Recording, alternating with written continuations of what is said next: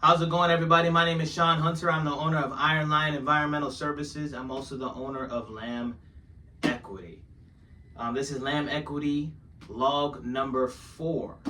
And we just closed on our second property. So our first property was an investment property. It was an acre of land located in Interlaken, Florida. And that property, it was the original plan was to homestead. But I think now we're gonna evolve into a mobile home, we got the plan right here. So I met a real estate investor, and this guy is a limited partner, a potential limited partner. He's an accredited investor, and he has lots of experience, and I believe 25 years of experience, and he's looking to purchase a mobile home park here pretty soon. And he scaled up his company to 28 rentals. He started selling them off, and now he's trying to get into the mobile home market. So he wanted to go in on a deal here, and me personally, I don't want to go into the deal with him, but he showed me how the deal works, and I think I'm gonna do the deal myself. So I can either put a mobile home on the property. I can do a mobile home on the property. Well, I can do the mobile home on the property and then sell the property for profit. I can put a mobile home on the property and then get cash flow through a rental or a lease agreement. Or I can go back to one of my original plans and turn it into an addiction farm for animal retreat. One thing, when I went to rehab to get off marijuana and fentanyl use, what I did was we went to, they took us to a retreat, and there we pet animals, and it was to help with stress and anxiety. So you went there, you pet the farm animals, and you pet the horses and stuff like that. And I think that'd be pretty cool to re-implement something like that down there, especially it being an A2 agricultural lot. That's perfect for that type of zoning. Get deals and contracts going with local rehab facilities or medical facilities down there in the area, in the Putnam County area. I would just have to run numbers for all 3 of these. I'd have to run numbers. That's why I have get quotes from contacts, because I have a gigantic contact list. My contact list is huge. I have a lot of people in my network, and I can get things done pretty quickly. So I'm gonna call septic, well water. We're gonna see things like electrical, because we have electrical pole out there. I'll show a picture. Also things like fencing and land clearing, because I was clearing the land, but I think it's just best I'm just gonna pay someone to clear all of that stuff. I don't want to deal with it. And then put grass out there. It's gonna be a project for sure, but it'll be worth it, especially after running the numbers. I ran the numbers with that investor I was talking about before, and we could come out with a good profit of $30,000. And I asked him, I said, why do you take on so much risk for such a small amount of profit? And I guess that's where it comes in, where there's different investors. Okay, there's different investors. Some investors like appreciation, rental properties. Some like fix and flip, get in, get out, get in, get out. You're doing it for the money, and you're taking on a lot of risk for sometimes not that much profit. But it depends on the love of the game. That's the love of the game. So that's it for the land. I know this video is gonna be this is the meat and potatoes. We're gonna break down the property that I just bought. So my second property that we just bought is a duplex. It is a 175,000, about 4,300 something square feet total property.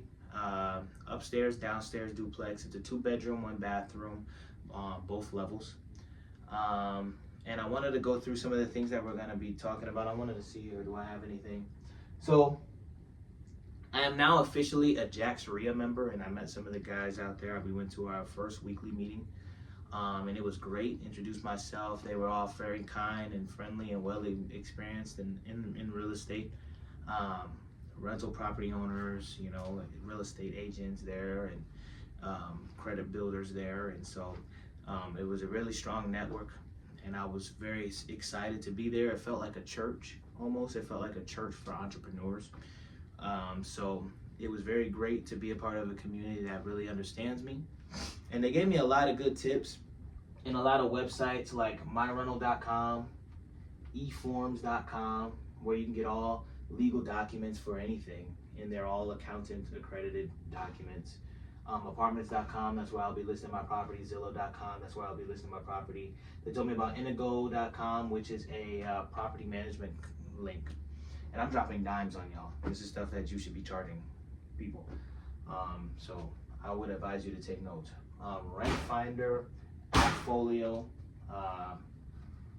identify immediate touch of repairs list. So this is what I did. I'm going to discuss that in there, and then ask later about borrowing and equity refinance. Okay, that's something for the future. So, but yeah, I have a plan. So my strategy with this property is going to be Section 8. We're going to shoot for Section 8, and I went on the Jacksonville Housing Authority website and got all the preliminary requirements for Section 8, and it's very, very straightforward. Your local housing authority requires you to, at least here in Jacksonville, requires you to post the property on affordablehousing.com, and then the housing authority does their own screening of voucher holders, but you obviously, you want to do your own due diligence and screen your tenants. So we're going to have to implement some sort of screening process, understanding what credit score, rental history, income, source of income, or what have you. Things like that. Just what type of deposit, criminal history. We want to know those things. And we have some websites that we're going to be doing background checks for, because it's going to be similar on what I was doing with Iron Line Environmental Services. When I hired employees for the very first time for my company, what I did was background checks for them. And that background check website is going to come in handy when it comes to pre-screening my tenants. And then payment standards. So what's very great about Section 8 is they pay per room and per square footage, okay, and based on inspection. And you can actually get sometimes 10 to 20% more market rent value for Section 8. So, we're going to get our asking price is what I'm saying. I'm hearing some words, we can get anywhere from 14, 15, even 100% of our mortgage covered from Section 8 rental payments. But there's a thing to that. So Section 8, there's some pros and cons to it. I mean, you could get bad tenants, but I wouldn't judge someone, based off stereotypes of Section 8 just because, you might have the single mother with 4 kids, or you might have the elderly woman, who needs a place to stay, or the old veteran, or the Section 8, tenant doesn't really have a strict box. You can't put them in a box. They come in all shapes and sizes, and even if you're doing even if you're doing your own tenant process without Section 8 involved, you can still run into bad tenants. So that's why your pre-screen is very important. Your tenant screening is very important. But another thing about Section 8 is Section 8 pays up to, I believe it's 80% to 100% of the rent.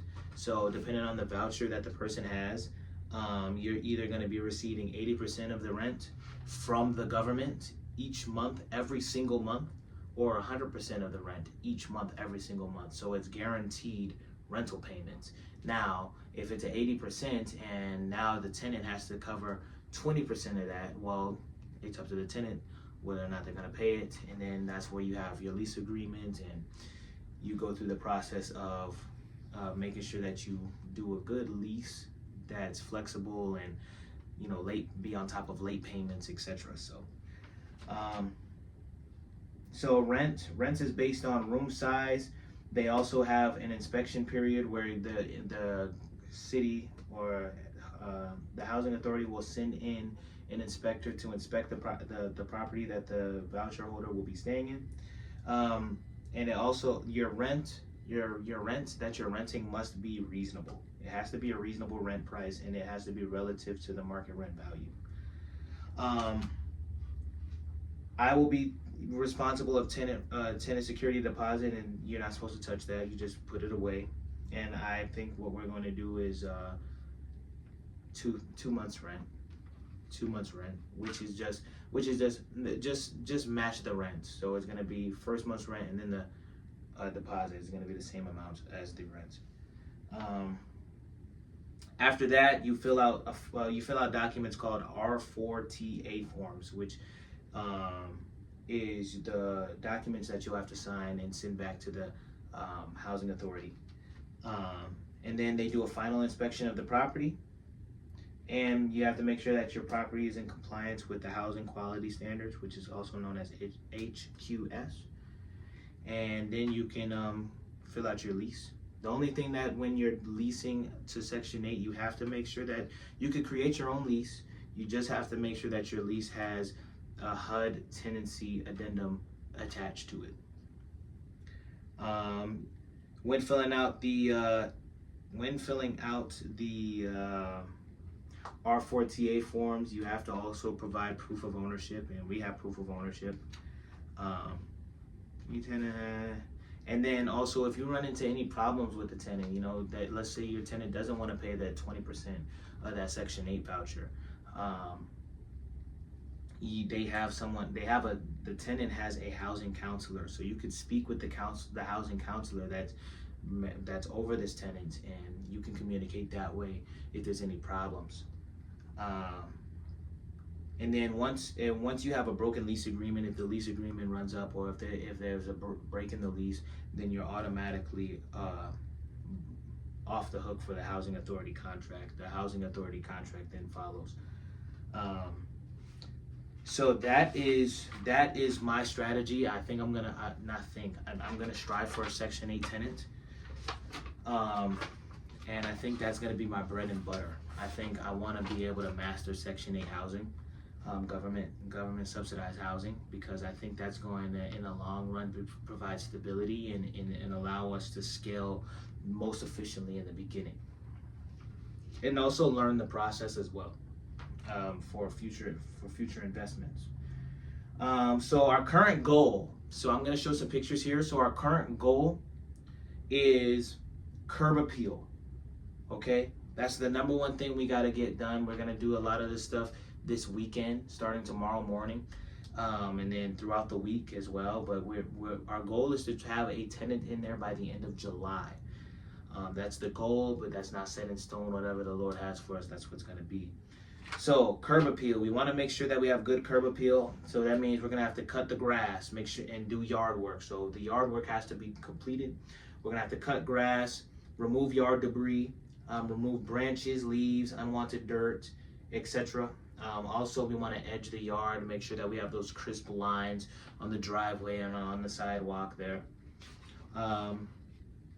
We also want to cut down any large bushes that we have, because we have a couple of large bushes there that are blocking the sidewalk and near our fence area.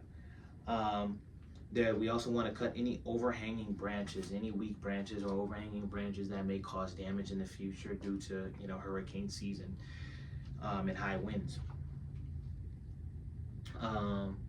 We also want to do exterior cleaning, so we want to pressure wash the walls, pressure wash the stairs, make sure that we get all that dirt, muck, any markers, stains, drawing stains, anything that's on the property. We want to make sure that gets gone and cleaned up. Any scrubbing if necessary, and we also want to clean the windows, make sure our windows are clean, make sure we get all those cobwebs out of there, make sure that we wipe them clean. And I have a very tall ladder, so that should be no issue. Also with the exterior, we want to do paint. So I want to get the right color paint. So in the images that I'll be showing, what you'll notice is that there's discoloration on the building. And now I'm not sure if that discoloration is because the previous owner didn't have the correct paint color, or if the original owner was covering up graffiti.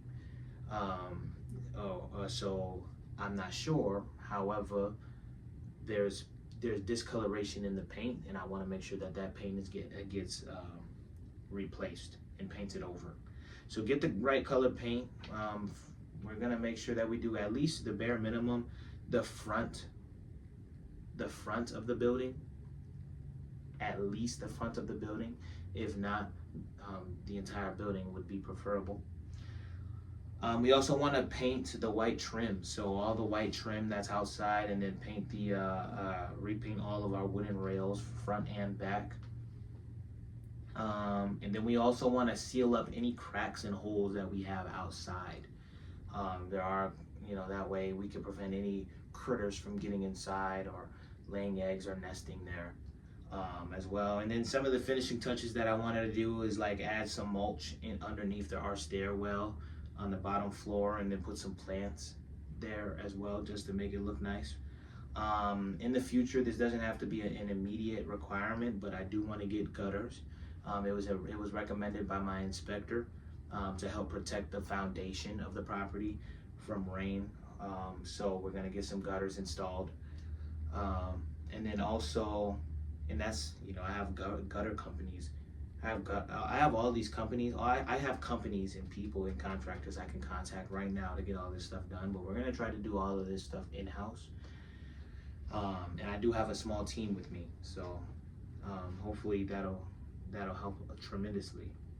I also want to stabilize the mailbox, because the mailbox is leaning a little bit, so I do have a sledgehammer, and see if I can slam it in there, and if not, then I'll have to drill the hole a little bit deeper, and then put make sure that the mailbox is standing straight up and stabilized instead of leaning over. I also want to get security cameras facing the driveway and the backyard. And then also a driveway light, have a motion sensor or a solar power light. I'm gonna put it in the tree, and it's gonna shine down on the driveway. That way that we can have some lighting in the area, and it'll also prevent any trespassers or any people with malicious intent, and keep my property protected. I also want to remove slack from a cable. So there's a cable, there's a cable wire coming out, and the inspector said it's fine. It's not an electrical wire. It's not gonna do anything. So, but there's a lot of slack in it. So I just want to tighten that up with a zip tie. And then I also want to put detailing on the doors. So I want to label our doors in our mailbox Unit A and Unit B.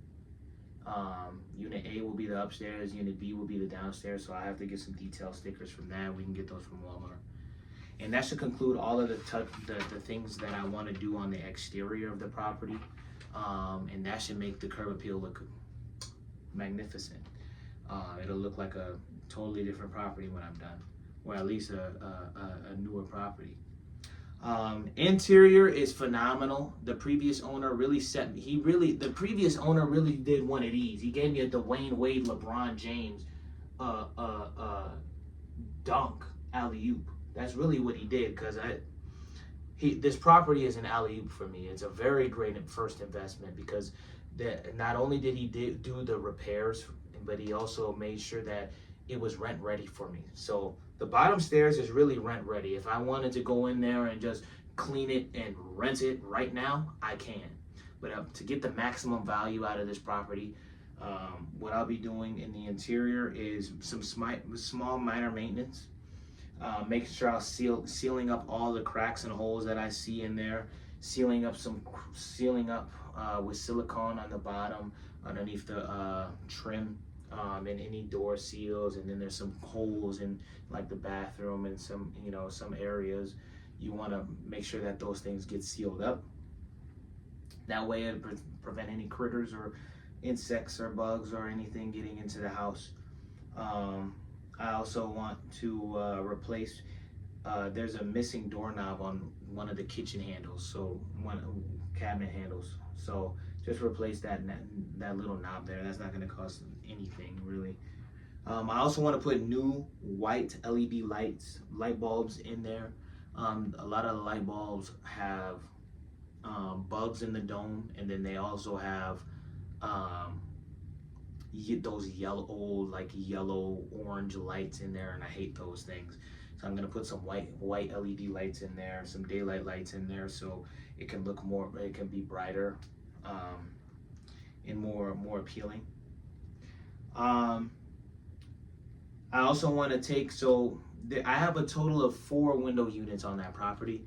There are 3 upstairs and only 1 downstairs. So I'm gonna take 2. I might take 2 from upstairs and bring them downstairs. I might just purchase 2. I have, I keep track of everything, and I organize a lot, as much as I can anyway. And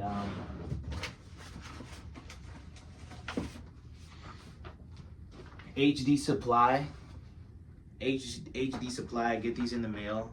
I get these in my P.O. box, and but this one was given to me. And see right here, they have window units. So my window unit specifically, they're gonna have to include not only AC but also heat.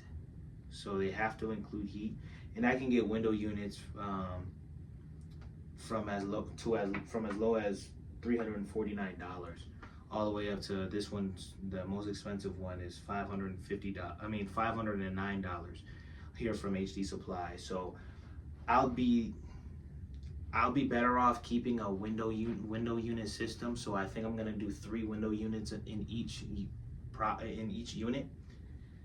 unit A and unit B, and instead of trying to pay for a whole central AC system, and I think it's gonna be more cost effective by just having these window units installed.